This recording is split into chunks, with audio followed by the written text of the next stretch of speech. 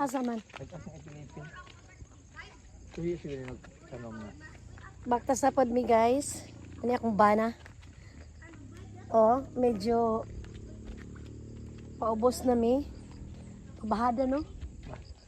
Pabahada na mi. Okay. Humanabi dito.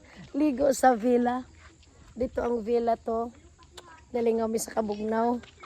Then, baktas na ang mga bata. Kami po. Dito na po mi sa big house. Dito mi nagstay. Kato siya. Guniti sa dibig.